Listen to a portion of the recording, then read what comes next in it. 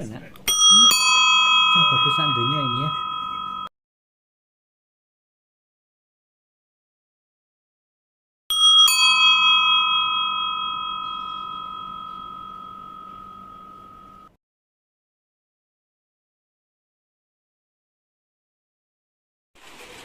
Halo saudari-saudara, sore ini saya merayakan sakramen tobat di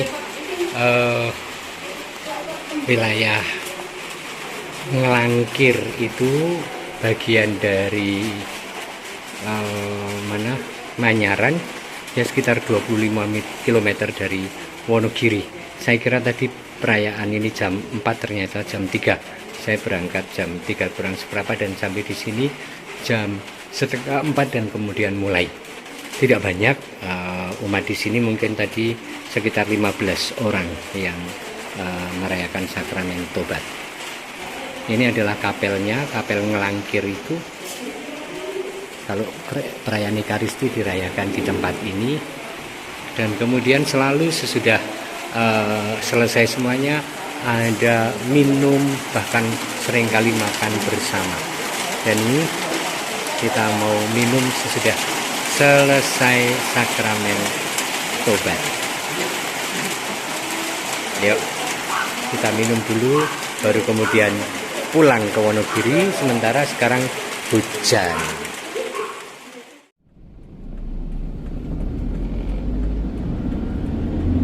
Saudari-saudara, hari-hari ini menjelang Paskah atau masa Prapaskah, memang banyak pelayanan sakramen tobat atau sakramen rekonsiliasi atau sakramen pengakuan dosa.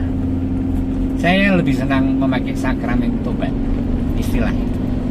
Nah, di stasi-stasi, di kapel-kapel kami sepanjang sebulan terakhir, lebih mungkin sejak awal Prapaskah, berkeliling.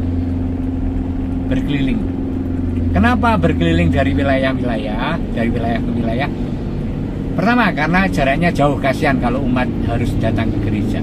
Kita yang datang saja. Yang kedua, tentu lebih banyak yang datang untuk sakramen tobat karena didatangi.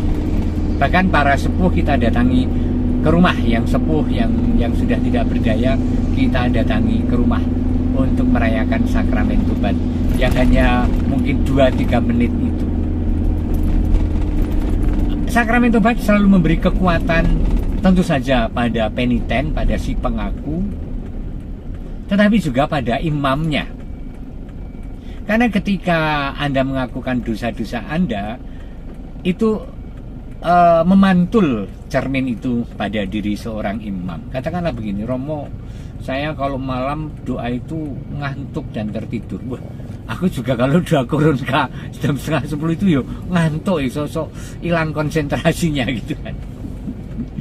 Kemudian banyak hal kemudian merefleksikan pada diri sendiri. Saya sering ngerasani orang lain, Romo, kalau pas kumpul, aku dengan Romo-Romo itu ngerasani Romo lain, ngerasani uskupe, ngerasani berno-berno. Jadi memang itu pembersihan, pertobatan, dan kemudian pertanyaan yang banyak dilontarkan pada umat yang saya hari ini akan membuat katekese kecil adalah, apakah Romo itu juga merayakan sakramen tobat, artinya ngaku dosa? Banyak pendapat di antara umat ketika saya bertanya apakah Romo itu ngaku dosa. Ada yang berkeyakinan tidak perlu mengaku dosa karena Romo itu suci. Ada yang mengatakan begitu. Tentu saja nanti harus dikoreksi. Ada yang mengatakan ya pasti kalau Romo itu ngaku dosa kepada uskup. Ada yang berpendapat dengan keyakinan itu. Ada juga yang berpendapat ya Romo secara rutin merayakan sakramen tobat seperti kita kepada Romo lain, bersama Romo lain. Itu juga ada. Kembali ke pertanyaan, apakah Romo itu merayakan sakramen tobat, mengaku dosa? Jawabnya iya. Romo merayakan sakramen tobat dan mengaku dosa seperti umat. Masing-masing punya ritme sendiri. Kapan Romo itu mengaku dosa? Kapanpun, seperti juga umat kaum awam kapanpun memperoleh kesempatan untuk merayakan sakramen tobat. Kepada siapa Romo merayakan itu atau mengaku dosa? Kepada siapa? Tidak selalu kepada uskupnya. Bahkan kebanyakan, sebagian terbesar tidak kepada uskup, karena memang tidak ada peraturan atau hukum yang mengatakan itu, tetapi kepada imam lain, kepada romo lain. Beberapa romo punya yang namanya bapak rohani, romo sepuh, romo berpengalaman yang bisa menjadi pendamping untuk konsultasi rohani dan spiritualitas dan mengakukan dosa pada mereka. Perjumpaan para romo, entah rekoleksi atau retret, itu juga menjadi kesempatan dan selalu diberi ruang dan waktu untuk merayakan sakramen tobat romo satu terhadap romo yang lain.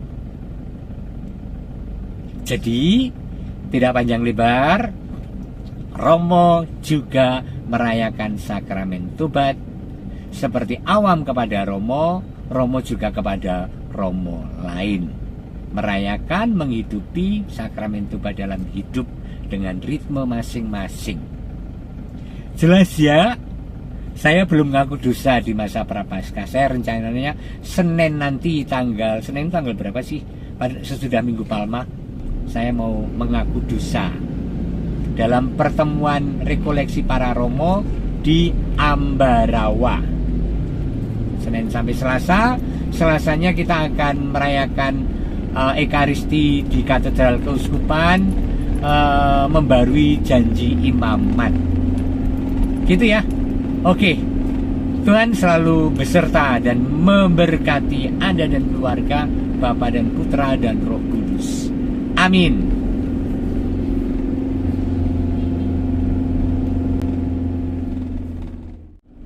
Saya ada di Jalan Wonogiri ke arah Solo. Nah, ada satu tempat pinggir sawah itu sotonya rame banget, bahkan ketika pandemi rame banget, padahal itu diemplek-emplek di pinggir jalan, kemudian semacam menempati tanah sawah yang tidak permanen, rame banget. Saya takut untuk ke sana karena ya pandemi waktu itu ya, dan terlalu rame menurut saya. Tapi saya mau coba kalau sekarang tidak. Oh, kayaknya tutup. Ini yang saya maksud. Ini soto ini. Oh, emplek-emplek ini. Ini ya. Oh iya, ini tutup. Ini soto nasi remaja ternyata. Ini ramai banget deh. Aku penasaran. Kalau buka aku mau makan di situ, tutup ya karena bulan puasa.